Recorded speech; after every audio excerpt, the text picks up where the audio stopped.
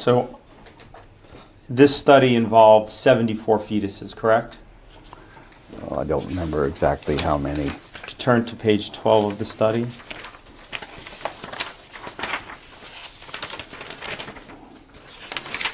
Yeah, 76. 76. Mm-hmm. And these fetuses were all 3 months or older when aborted, correct? Yes. Okay. And these were all normally developed fetuses, correct? Yes. Okay. These included fetuses that were aborted for social and psychiatric reasons, correct? Correct. Okay. What organs did you harvest from these fetuses? Well, I didn't personally harvest any, but a whole range of tissues were harvested by co-workers. Okay. And these pieces were then cut up into little pieces, right? Yes. And they were cultured? Yes. Okay. Some of the pieces of the fetuses were pituitary gland,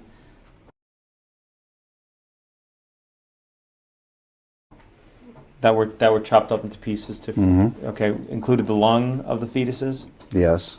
Okay. Included the skin. Yes. Kidney. Yes. Spleen. Yes. Heart. Yes. And tongue. I don't recall, but yeah, probably yes. So I just want to make sure I understand. In your entire career, and this was just one study, so I'm going to ask you again. In your entire career, how many fetuses have you worked with? Well, I don't remember the exact number, but quite a few when we were studying them originally, before we decided to use them to make vaccines. Do you have any sense? I mean, this one study had 76. How many other studies did you have that you used aborted fetuses for? Oh, I don't remember how many.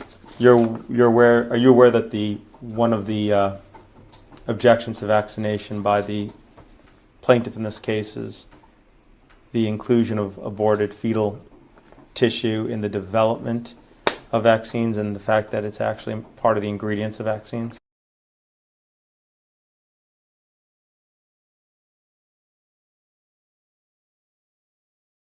Yeah, I'm aware of those objections. The Catholic Church has actually issued a document on that which says that individuals who need the vaccine should receive the vaccines regardless of the fact, and that I think it implies that I am the individual who will go to hell because of the use of aborted tissues, which I am glad to do. Okay. Do you know if the mother is Catholic? I have no idea. Okay. But she should consult her priest. If she has if she's in fact Christian, I guess, right?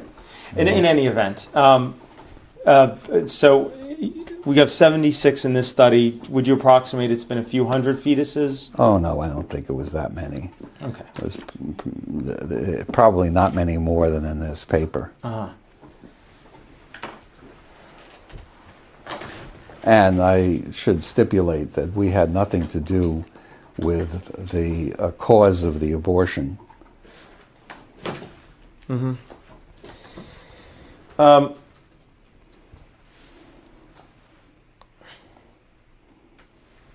Some of these were for psychiatric institutions, correct?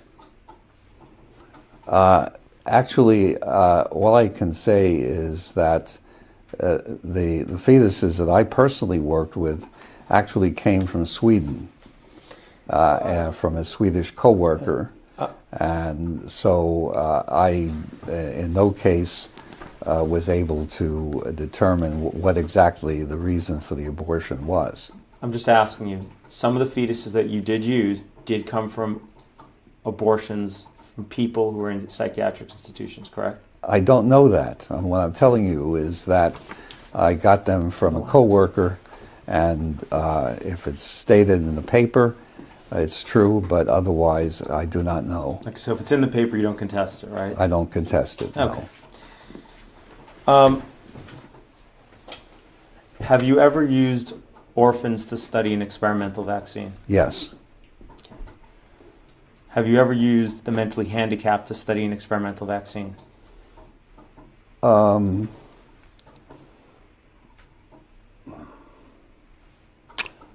don't recollect ever doing studies in mentally handicapped individuals.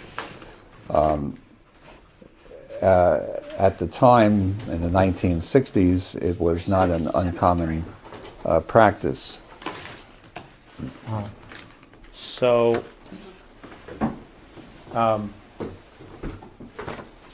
you're saying, I'm not clear on your answer, I'm sorry. Have you ever used the mentally handicapped to study an experimental vaccine? What I'm saying is I don't recall specifically having done that, but that in the 1960s it was not unusual to do that, and I wouldn't deny that I may have done so. Okay. There's an article entitled Attenuation of RA27.3 Rubella Virus in WI38 Human Diploid Cells. Are you familiar with that article? Yes. In that article, one of the things it says is 13 seronegative, mentally retarded children were given RA27.3 vaccine. Okay, well, then that's, in that case, that's what I did. Okay. Have you ever expressed that it's better to perform experiments on those less likely to be able to contribute to society, such as children with handicap, than with children without or adults without handicaps? I don't remember specifically, but it's possible. And again, I repeat that in the 1960s, that was more or less common practice. I've since changed my mind, but that was a long time ago.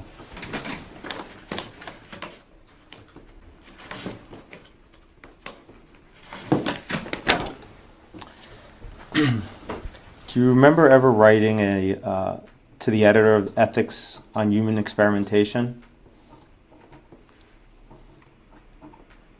I don't remember specifically, but I may well have.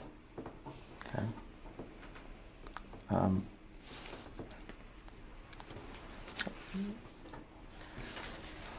mark this.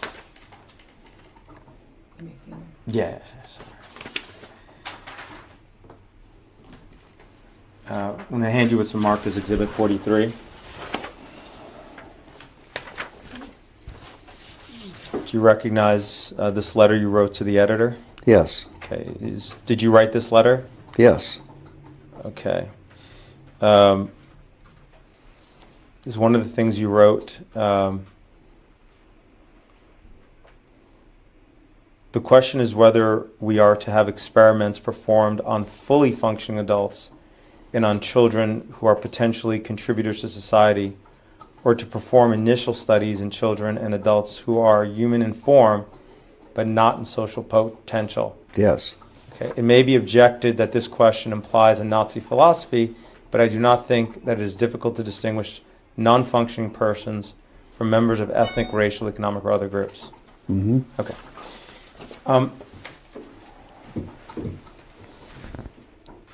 Have you ever used babies of mothers in prison to study an experimental vaccine? Yes.